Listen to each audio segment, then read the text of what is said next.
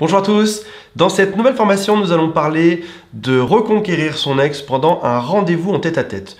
Comme vous le savez sûrement, une reconquête, ça passe forcément par un rendez-vous en tête-à-tête. On ne peut pas reconquérir quelqu'un simplement en lui envoyant un SMS. Et très souvent, ce sont des rencontres qui sont un peu tendues parce qu'il y a peut-être eu des disputes avant, il y a peut-être eu un silence radio avant qui fait que c'est devenu un peu franc entre vous deux.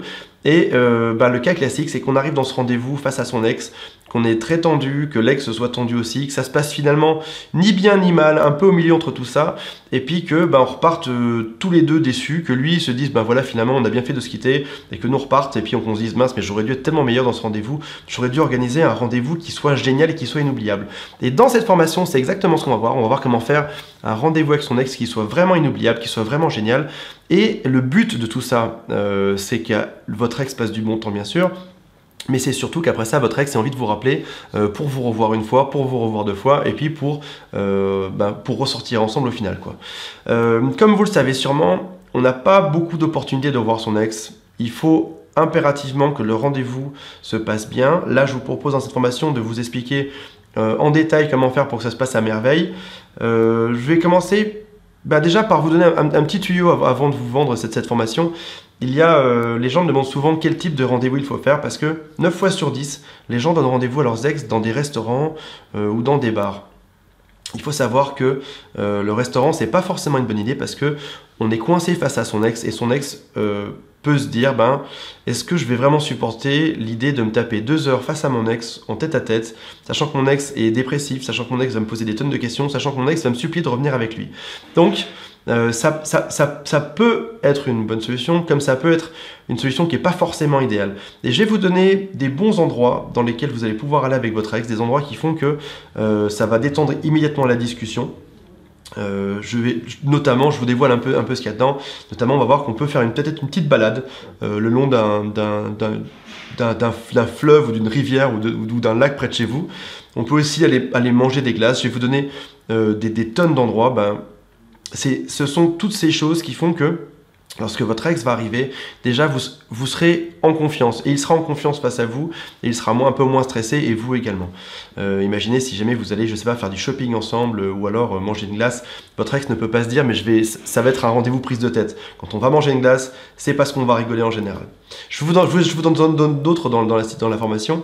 Après ça, on va voir comment faire pour se préparer, aussi bien physiquement, avec des habits, quel type d'habits faut-il utiliser pour être au top et être à l'aise.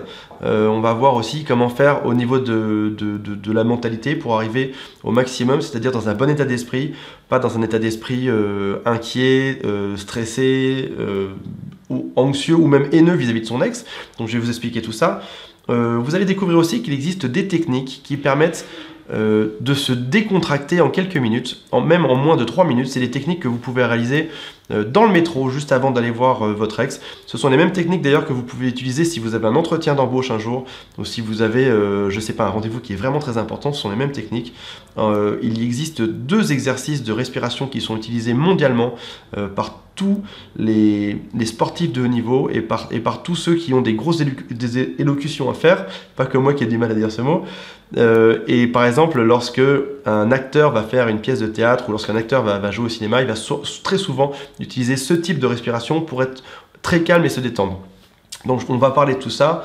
On va voir aussi après ça dans le rendez-vous comment faire si l'ex arrive en premier, comment faire si c'est nous qui arrivons en premier, comment se placer autour d'une table, comment se placer dans la salle.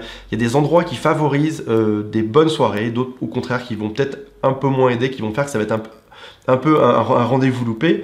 On va voir aussi de quoi on parle pendant ces rendez-vous avec l'ex.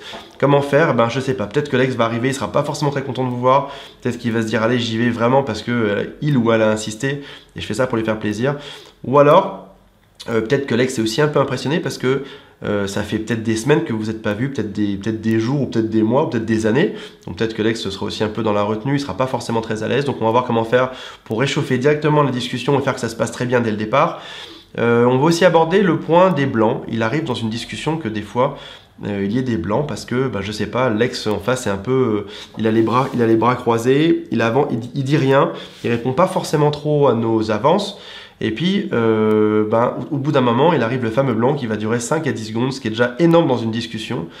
et je vais vous révéler les 4 à 5 techniques qui sont imparables. Si jamais vous avez un blanc un jour dans une discussion, encore une fois que ce soit avec votre ex ou dans un entretien d'embauche, bon, peut-être qu'il y a moins de blancs dans un entretien d'embauche, mais peut-être que dans une discussion avec des amis, des fois il y a des blancs, vous allez voir en utilisant ça, vous allez piocher dans l'une de ces 5 techniques et immédiatement le blanc disparaît.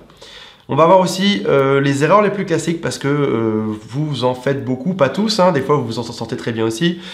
Parfois, sans faire attention, on va sortir une phrase qui ne va pas forcément jouer en notre faveur. Donc, je vais vous expliquer comment faire pour sortir les bons sujets, ceux qui vont faire que votre ex va rire, va passer un bon moment, va recommencer à vous apprécier et va se dire « Tiens, j'ai passé un si bon moment que j'ai envie de repasser un deuxième rendez-vous avec mon ex et un troisième, et puis après ça, peut-être ressortir ensemble. » On va voir aussi combien de temps dure un rendez-vous idéal.